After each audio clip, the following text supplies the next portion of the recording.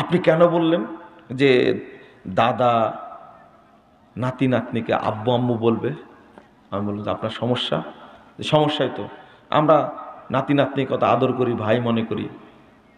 আমি বললাম যে আপনি তো জাহেল মানুষ, তাই মনে করেন, আমি কি সেটা মনে করব?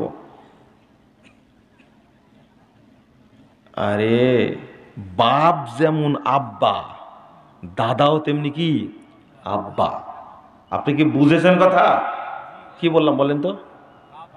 আমার বাপ যেমন বাপ, দাদাও তেমনি কি বাপ আমার। দাদা কেমনে আমাকে ভাই বলবে?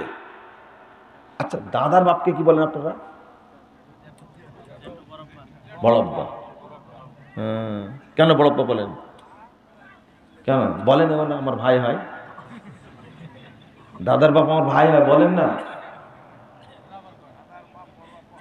বড়ব্বা হয় বলেন না, ভাই হয়, তাতে ঝামেলা শেষ। আপনি কেন নাতি নাতিকে ভাই বলেন? সেদিনে কি প্রশ্ন করে জানেন? যে দাদা কি নাতনিকে বিয়ে করতে পারবে? আচ্ছা, এটা কোনো প্রশ্ন হয় বলেন তো দেখি? চাবুক দিয়ে পিটানোর দরকার না? ওইটাই বলেছিলাম, এখন থেকে দাদা দাদি নাতি নাতনিকে, নাতিন পুতিনকে কখনো ভাই বলবে না। বলবে কি, আব্বু এদিকে আসো তো। আরে এটা আল্লাহর কোরআনের বিধান, এটা নবী মোহাম্মদ সাল্লাল্লাহু আলাইহি সাল্লাম বলেছে। আমার কথা কানে লাগে না আপনার? 6 নম্বর আয়াতটা খুলবেন, 6 নম্বর আয়াতটা খুলবেন, সূরা ইউসুফ। বলেন তো দেখি, বলেন তো দেখি যে ইউসুফ আলাইহিস সালামের বাপের নাম কি? ও তো দেন। ইয়াকুব আলাইহিস সালামের বাপের নাম কি? ইসহাক আলাইহিস সালামের বাপের নাম কি? হ্যাঁ, এটা জায়গা মতো আসছেন। শুনুন, কামা আতাম্মাহা আলা আবওয়াইকা মিন ক্বাবলু ইব্রাহিমা ওয়া ইসহাক। বলছে যে শোনো ইউসুফ, শোনো, যেমন তোমার দুই বাপের উপরে আল্লাহ নিয়ামত নাজিল করেছিলেন, পূর্ণ করেছিলেন, দুই বাপকে, ইসহাক এবং ইব্রাহিম। কে বলছেন?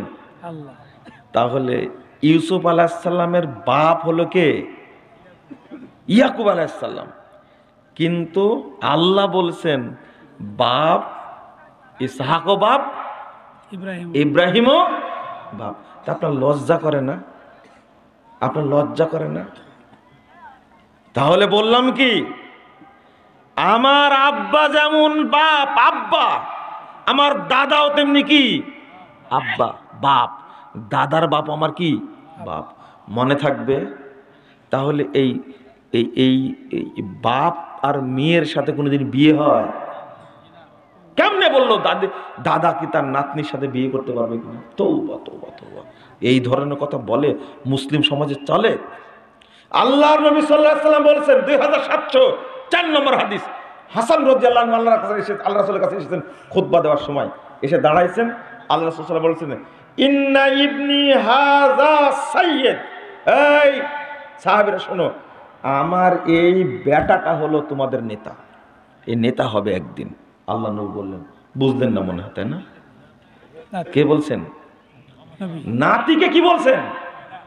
আব্বু, বেটা, বেটা বলছেন। এই বেটা এদিকে আসো তো, শোনো তো, আজ থেকে আর ভাই বলবেন না, মনে থাকবে? গালা দিচ্ছেন কেন আমাকে? গালি দিচ্ছেন কেন? আল্লাহর নবী যদি বাপ বলতে পারে, বেটা বলতে পারে হাসান হোসেনকে, আপনি বলতে পারেন না? আপনার মুখটা এতই শুদ্ধ। রাসূল সাল্লাল্লাহু আলাইহি ওয়াসাল্লাম হাসান এবং হুসাইন দুইজনকে কোলে নিয়েছেন। আল্লাহু আকবার। 3769 নম্বর হাদিস, তিরমিজির মধ্যে এসে আল্লাহ রাসূল দুই হাঁটুর উপর দুইজনকে নিয়ে বলছে, হাদা নে ইবনায়া ওয়া ইবনা ইবনাতি।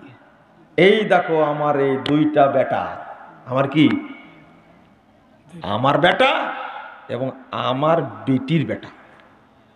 বুঝেননি কথা? আমারও বেটা, আমার বেটিরও বেটা। বুঝেননি মনে হয়? তা আল্লাহর নবী যদি বেটা বলতে পারেন, আব্বু আম্মু বলতে পারেন, আপনি পারেন না কেন? বুঝেননি? বুঝবেন না, কাল থেকে সমালোচনা শুরু করে দিবেন যে মুজাফফর শুরু করেছে কি।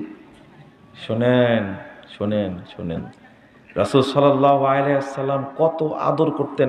মুস্তাদরাক হাকিমের হাদিস, একদিনের কথা, সালাতে একদিন দেখছে আল্লাহ রাসূল সেজদা তুলে না, কি তুলে না, সেজদা উঠায় না।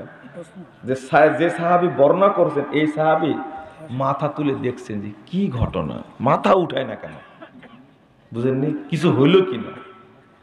তো একসময় সালাত শেষ করলেন, আল্লাহ রাসূলকে জিজ্ঞেস করতেন, সালাতের মধ্যে কোনো আয়াতটা নাজিল হচ্ছিল, আপনি এত দেরি করলেন কেন?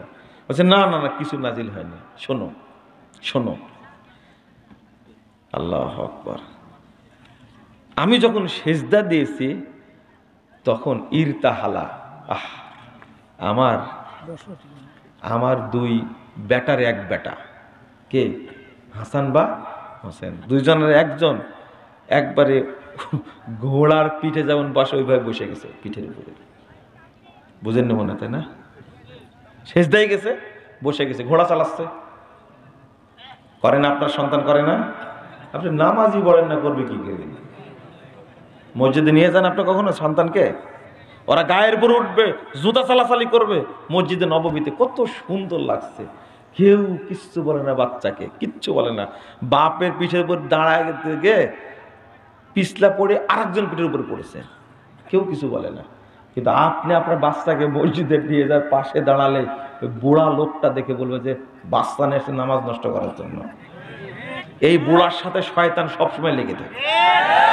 আবার ঠিক বলছে, শোনেন আমার কথাটা শোনেন। আল্লাহ রাসূল সাল্লাল্লাহু আলাইহি ওয়াসাল্লাম বলছেন, দেখো আমার এই বেটা পিঠের উপরে চলেছিল, খুব আরাম করে চলেছিল, তো ওরই তো আরাম শেষ হচ্ছে না, এই জন্য আমি উঠতে পারছি না, সেজদাতেই ছিলাম। যখন রাসূল সাল্লাল্লাহু আলাইহি ওয়াসাল্লাম বলছে, যখন ও পিঠ থেকে নামছে, ঘোড়া চালানো শেষ হয়েছে, তখন আমি উঠছি সেজদা থেকে। বলছে আমার দুই বেটা, আমার বেটা, আপনাদের লজ্জা হবে না? আমি বলি দলিল সহ, আর আপনারা সহ্য করতে পারেন না। আল্লাহ যেন আমাদের বুঝার তৌফিক দান করেন, আমিন। আর বেদাত করবেন কোনোদিন? বেদাতের কাছে যাবেন কোনোদিন?